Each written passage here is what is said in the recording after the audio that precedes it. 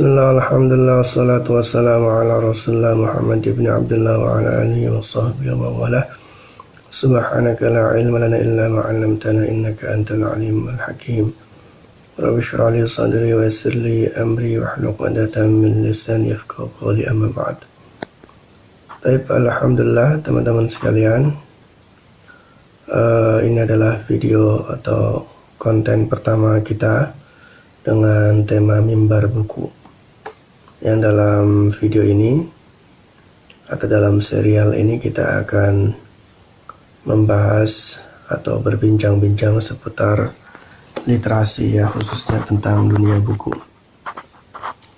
Dan pada edisi pertama ini saya akan membahas tentang satu buku yang sangat bagus dan berhubungan dengan dunia Al-Quran yang ditulis oleh Imam Suyuti.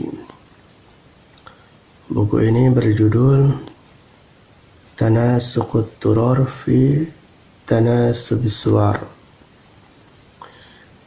Ini suatu buku yang membahas tentang rahasia susunan surat-surat Al-Quran. Tetapi sebelum lebih lanjut, kita perlu juga ngebahas tentang sosok Imam Suyuti sendiri. Imam Suyuti ini ulama yang tidak asing di telinga kita karena seorang ulama yang sangat terkenal dari Mesir. Beliau hidup pada akhir abad 9 sampai awal abad 10 Hijriah. Sosok ulama yang sangat produktif, sangat alim, menulis tidak kurang dari 300 judul buku, dan buku-bukunya beliau juga dari berbagai disiplin ilmu pengetahuan, ya,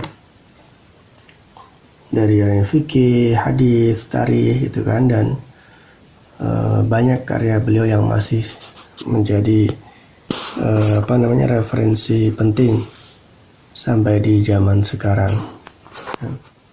Contoh dalam hal fikih, ya, kita mengenal beliau menulis suatu kitab kaidah fikih yang sangat terkenal, yaitu Al-Ashbawan wa Nadzair. Dalam dunia hadis juga banyak sekali, khususnya yang saya kenal sejak dulu itu adalah kitab Al-Jami' As-Saghir.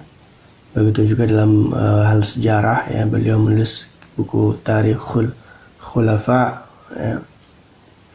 Belum dalam bidang-bidang lain seperti tafsir, ya, ada kitab tafsir yang sangat kita kenal, Tafsirul Jalalain, itu juga ditulis oleh Imam Suyuti bersama gurunya Imam Al-Mahalli. Begitupun teman-teman dalam bidang Al-Quran, ya, begitupun dalam bidang Al-Quran beliau juga menulis banyak buku, banyak kitab seperti Asbabun Nuzul, Asrarut Tanzil. Kemudian yang sangat terkenal adalah Al-Itqan fi Ulumil Quran. Ini adalah kitab yang sangat terkenal yang ngebahas ulumul Quran, dan kitabnya cukup tebal karena terdiri dari 3 jilid. Dan yang akan kita bahas adalah kitab Tanasuqut Turor fi Tanasubis Suwar, yang di pasaran, ya, di sampul bukunya itu diberi judul Asraru Tartibil Quran. Tetapi saya juga nggak tahu bagaimana ceritanya kok kemudian namanya berbeda antara nama yang diberikan oleh Imam Suyuti dengan nama yang dipakai oleh percetakan. Walaupun pada dasarnya sama saja antara nama Tanasuqut Turor fi Tanasubis Suwar dengan nama Asraru Tartibil Quran, ya. Karena memang dalam kitab ini Imam Suyuti ingin menjelaskan tentang rahasia susunan ayat-ayat atau surat-surat Al-Quran, bahwa setiap surat Al-Quran itu selalu memiliki korelasi makna yang sangat kuat dengan surat sebelum dan sesudahnya. Nah, teman-teman sekalian, sebenarnya tema ini juga ditegaskan oleh Dr. Quraish Shihab dalam bukunya membumikan Al-Quran. Begitu juga oleh Dr. Amr Khalid, seorang cendekiawan dan penulis yang sangat produktif dari Mesir, dalam kitabnya Khawatir Qur'aniyah. Intinya baik Dr. Quresyab dengan Dr. Amr Khalid sama-sama menegaskan hal yang ingin disampaikan oleh Imam Suyuti dalam kitabnya ini, gitu kan.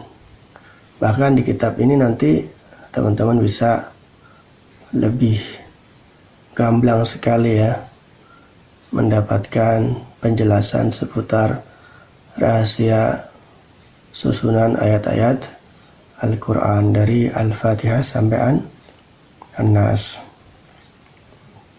Nah, ini saya ingin membacakan sedikit teman-teman contoh keserasian antara suatu surat dengan surat sebelumnya.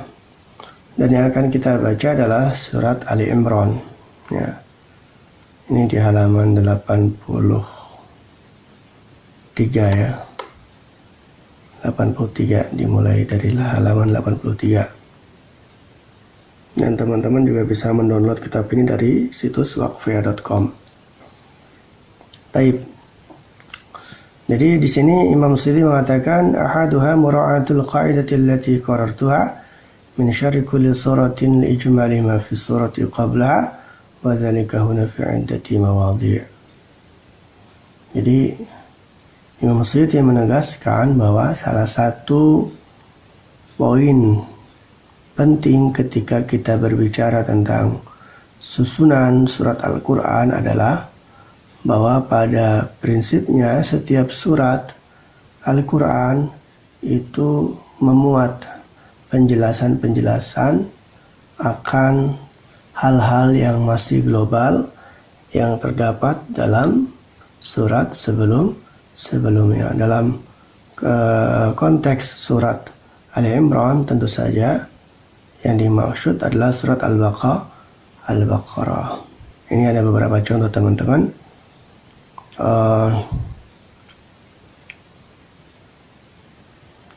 فإن أول البقرة افتتح بوصف الكتاب بأنه لا ريب فيه. Contohnya adalah bahwa dalam Al-Baqarah itu ada ayat Zalikal kitabu la raiba fi, itulah kitab yang tidak ada keraguan. Ini kan masih global ya. Nah, kemudian poin ini atau ayat ini dijelaskan lebih lanjut dalam Ali Imran, yaitu dalam ayat nazzala 'alaikal kitaba bil haqqi musaddiqan lima baina yadayhi. Allah lah yang menurunkan Al-Quran kepadamu dengan hak, sekaligus kitab yang membenarkan kitab-kitab sebelumnya.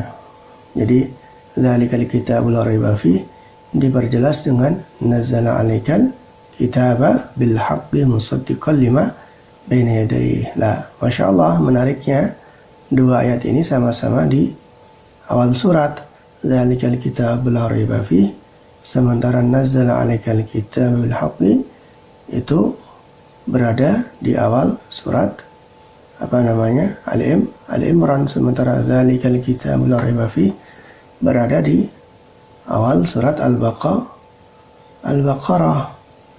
Begitu juga di Al-Baqarah ada firman wa ma unzila min qablik, dan kitab-kitab yang kita turunkan sebelummu. Nah, ini nanti diperjelas dalam Ali Imran dengan firman Allah wa anzalat taurata wal injil, dan yang menurunkan Taurat dan Injil min qablu hudan linnas. Di sini juga ada hikmah menarik. Kenapa di Al-Baqarah tidak ada penyebutan Injil, tetapi Taurat saja yang dibahas panjang ya. Sementara di Ali Imran ada penyebutan lafaz kitab Injil. Apa hikmahnya? Di antaranya karena memang salah satu fokus pembicaraan surat Ali Imran adalah kepada kaum Nasrani, sementara salah satu fokus penjelasan dalam surat Al-Baqarah adalah kepada kaum Yahudi. Begitu juga dalam masalah perang ya. Di Al-Baqarah masalah perang disebut dengan sangat global. Waqatilu fi sabilillahi allazina yuqatilunakum. Kutiba alaikumul qitalu wa huwa kurul lakum. Masih sangat global. Yang kemudian diperinci atau dipertegas, diperjelas dalam Ali Imran. Contohnya dalam perang Uhud. Begitu juga dalam perang Badar. Walaqad nasarakumullahu bi Badrin wa antum azillah. Contoh berikutnya adalah ketika Al-Baqarah menyebut orang-orang yang syahid dengan ungkapan yang masih sangat global. Wala taqulu liman yuqtalu fi sabilillahi amwat bal ahya'un walakin la tash'urun. Bal ahya'un walakin la tash'urun. Tetapi dalam makna yang sama, dalam poin yang sama, atau ketika Ali Imran berbicara tentang orang-orang yang syahid di jalan Allah, ternyata ayatnya lebih panjang. Wala tahsabanna alladzina qutilu fi sabilillahi amwata bal ahya'un 'inda rabbihim yurzaqun farihina bima atahumullahu min fadlihi wa yastabshiruna billadzina lam yalhaqu bihim min khalfihim alla khafun 'alaihim wa lahum yahzanun. Jadi lebih jelas dan lebih panjang begitu kan. Contoh berikutnya adalah ketika Al-Baqarah menyebutkan tentang al-mulk ya. Wallahu yu'ti mulkahu may yasha. Allah memberikan kerajaannya ya, kepada yang dikehendaki. Tentang makna ini dalam Al-Imran Allah mengatakan dengan lebih panjang, lebih jelas. Qulillahumma malikal mulki tu'til mulka man tasha'u wa tanzu'ul mulka mimman tasha' ila akhiril ayat ya. Itu panjang juga ayatnya, itu ada beberapa ayat. Jadi lebih jelas daripada yang disampaikan dalam Al-Baqarah. Jadi masih banyak sekali tentu saja teman-teman yang bisa kita pelajari dari kitab ini. Yang jelas ini kitab yang sangat menarik untuk menjadi referensi kita, terutama ketika kita ingin mengkaji tentang Al-Quran. Insya Allah dengan kitab-kitab seperti ini kita semakin paham keindahan Al-Quran, keajaiban Al-Quran, sehingga insya Allah kita juga semakin dekat, semakin beriman dan semakin cinta kepada Al-Quran. Aqulu qouli hadza wa astaghfirullah lakum wa astaghfirullah wa lakum. Wassalamualaikum warahmatullahi wabarakatuh.